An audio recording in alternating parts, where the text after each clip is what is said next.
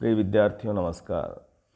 हम पिछले कालांशों से सुंदरदास को पढ़ रहे हैं और जो पद हमने अभी तक पढ़े हैं उसमें उन्होंने ईश्वर के प्रति किस प्रकार से हमारे भाव होने चाहिए, प्रभु के प्रति क्या विश्वास होना चाहिए, इस भावनाओं को व्यक्त किया है। ठीक उसी प्रकार विश्वास का यह पद संख्या 13 में आज पढ़ रहा हूँ।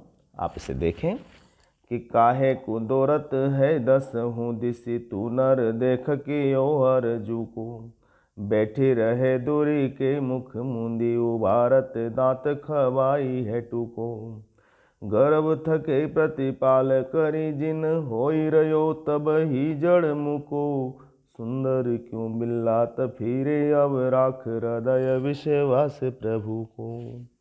पंक्ति को देखें आप, क्या कह रहे हैं सुंदरदास? प्रभु के प्रति विश्वास भाव को अभिव्यक्त कर रहे हैं। कहते हैं कि हे मनुष्य, तू क्यों भ्रमित होकर दसों दिशाओं में फिर रहा है? काहे को दोरत है दसहूं दिशी तू नर देख हियो के हर जू को। यानी क्यों भ्रमित होकर तू दसों दिशाओं में फिर रहा है? तो ईश्वर के क्रियाकलाप को देखकर उस पर विश्वास कर। तुझे क्या करना चाहिए कि बैठी रहे दूरी के मुख मुंदी उबारत दांत खबाई है टूको। तू यदि मुख बंद करके छिप करके भी बैठा है तो भगवान तेरी भूख को शांत कर देंगे।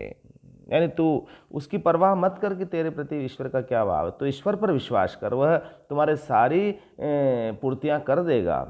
आगे, गर्भ थके प्रतिपाल करी जिन होई रयो तब ही जड़ मुको। दांत दिखाने मात्र से, अर्थात मांगने पर रोटी के टुकड़े भी खिला देंगे। हे मानव, तो इस तथ्य को समझ ले कि माया के गर्भ के अंधकूप में गिरने पर भगवान ने ही प्रतिपालक बनकर तुम्हारी रक्षा की है, अन्यथा तुम उसी समय जड़ और मूक हो चुके होते। यानी कहने का आशय क्या है?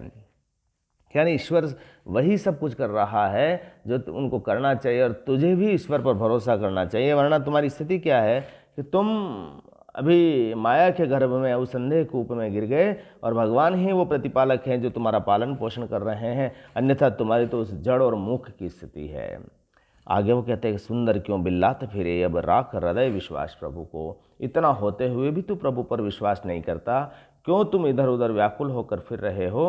अब भी तू भगवान पर विश्वास कर ले, क्योंकि अंततः प्रभु ही सारे कष्टों से मुक्ति प्रदान करने वाले हैं। तो यहाँ इस पद में आपने देखा कि वो कहते हैं कि दसों दिशा में तुम्हें दौड़ने की ज़रूरत नहीं है, तो सिर्फ जो ईश्वरीय क्रियाकलाप को देख। तो दूर आंख मूंद कर भी बैठे रहेगा और तब भी तुम्हें अपने दांतों से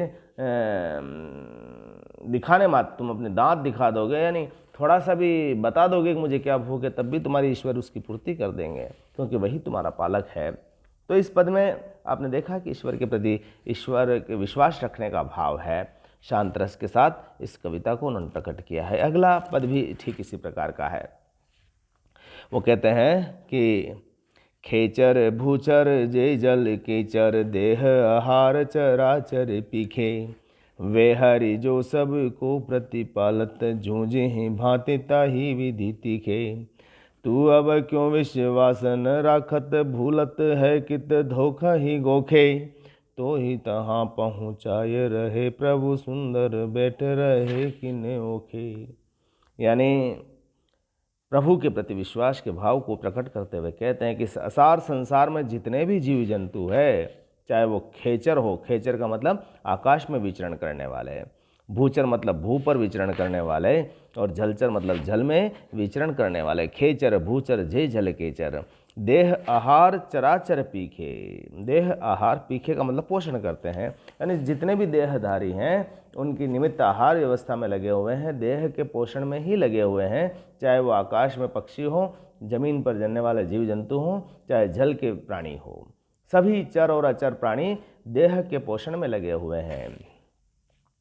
और वे हरि जो सब को प्रतिपालत जूझ ही भांति ताही विधि तो के। और वह ईश्वर जो सबको पालने वाला है, सबका पोषण करने वाला है, जो जिस प्रकार चाहता है उसी प्रकार उसको संतोष प्रदान कर रहा है। कहने का आशय है कि संसार के जितने प्राणी अपना शरीर का पोषण करने में लगे हुए हैं, तो ईश्वर भी उनको वैसी ही विभिन्न तरीकों से जैसी उनकी इच्छा होती है उनका पोषण करने में लगा हुआ है। तो यहाँ कहता है तू अब क्यों विश्वास न राखत भूलत है कि धोखे ही धोखे। यहाँ कवि कहता है तो तू क्यों उस प्रभु पर विश्वास भाव नहीं रखता? तो किसके कहने पर धोखे में पड़कर भूला हुआ है, जबकि तू संसार में देख रहा है कि वह ईश्वर ही है जो सभी का पालन पोषण कर रहा है, लेकिन तेरी दृष्टि में वह क्यों नहीं आता? तो प्रभु की शरण में लेकर तू जहाँ चाहता है वहाँ तुझे पहुँचा देंगे, इसलिए तू भ्रम से छोड़ और तू जाग जाग तो ही तहाँ पहुँचाए रहे प्रभु सुंदर बैठ रहे कि न होके। तू जहाँ जाना चाहता है ईश्वर तुझे पहुँचा देगा, तू भ्रम में मत पड़। यहाँ कभी विश्वास रखने की बात कर रहे हैं कि ईश्वर पर, कि ईश्वर के प्रति विश्वास रखें तो अपने आप तुम्हारी मुक्ति हो जाएगी। यहाँ पर भी शांत रस की व्यंजना है प्रसाद गुण के साथ। इन दोनों पदों में 13 और 14 पदों में आपने देखा कि प्रभु पर विश्वास रखने की बात कर रहा है। अगला जो पद आता है वो देह की मलिनता पर आधारित है, यानी देह हमारी किस तरह से मलिन है और उसका वर्णन करता हुआ कवि कहता है कि देह तो मलिन अति बहुत विकार भरिता हूँ माही जरा व्याधि सब दुख राशि है। कब हूँ पेट पीर, कब हूँ सिर वाय, कब हूँ आँख कान मुख में विरासी है। और हूँ अनेक रोग नख सिर पूरी रहे, कब हूँ श्वास चले, कब हूँ खांसी है। ऐसो ये शरीर ताही अपनों के मानत है, सुंदर कहत या में कौन सुख वासी है।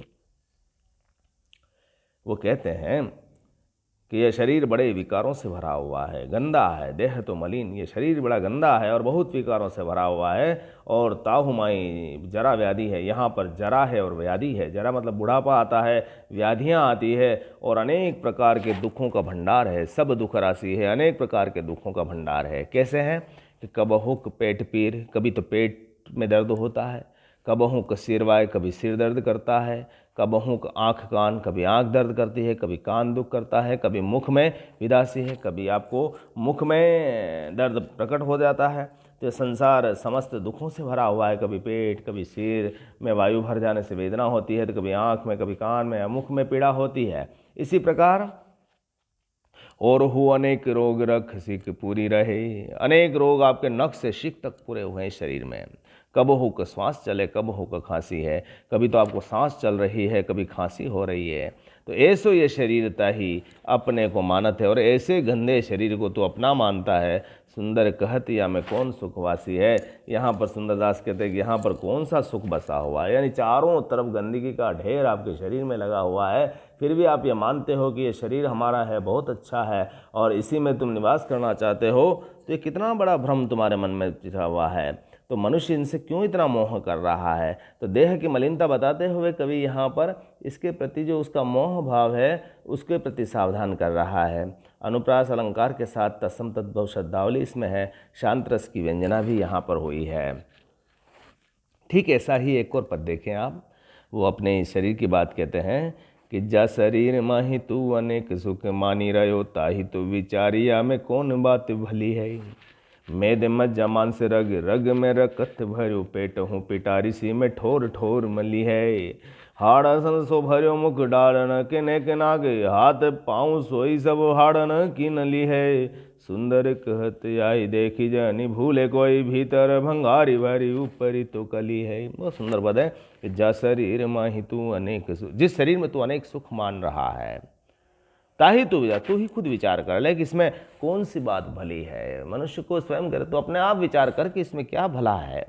मेद से भरा हुआ है, मज्जे से भरा हुआ है, मांस भरा हुआ है और रग रग में रक्त भरा हुआ है, यानी मेद भरा हुआ है, मज्जा भरा हुआ है, मांस भरा हुआ है और पूरी पूरी शरीर के अंदर शिराओं नशाओं में खून ही खून भरा हुआ है। और पेट हूँ सो पिटारी इसी में ठोर ठोर मली, और तुम्हारा पेट तो पिटारी के समान है जहाँ पर ठिकाने ठिकाने पर मल ही मल भरा हुआ है। और देखो कि हाड़ नसो भर्यो मुख, हड्डियों से बना हुआ तेरा मुख भरा हुआ है। हाड़ न के नैन नाक, और हड्डियों से तुम्हारा नैन और नाक बना हुआ है। और हाथ पाँव सोई सब हाड़ न की नली, और हाथ पैर सभी हड्डियों की नलियाँ हैं। तो सुंदर कहत यही देख जने भूली कोई, यानी कोई तू कैसे समझ सकता है, इसको हर कोई समझ सकता है। तो भ्रम में मत रह, क्योंकि ये जो क्या है अंदर से तो भंगार है, भीतर भंगार है और ऊपर कली कर रखी है। यानी जो तुम्हारा शरीर है अंदर तो बिल्कुल भंगार है, लेकिन ऊपर ऐसा कली करके सजाया हुआ है कि जैसे बहुत बढ़िया चीज़ है, और तू उसी मोह के कारण उसके साथ प्रकट हो जाता है और अपने आप को उसके साथ शामिल होकर के उसी भ्रम में पड़ा रहता है और इस शरीर से मोह करता है।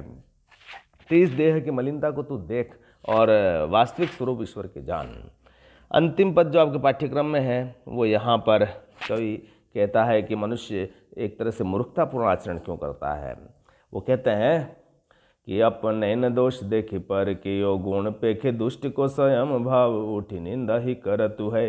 जैसे कोई महल संवारी राख्यो नीके घर कीरी जहाँ चाहे छिद्र ढूंढहूँ फिरत है। कि भोर ही ते साँझ लगी साँझ ही ते भोर लग सुंदर कहत दिन ऐसे ही भरतु है।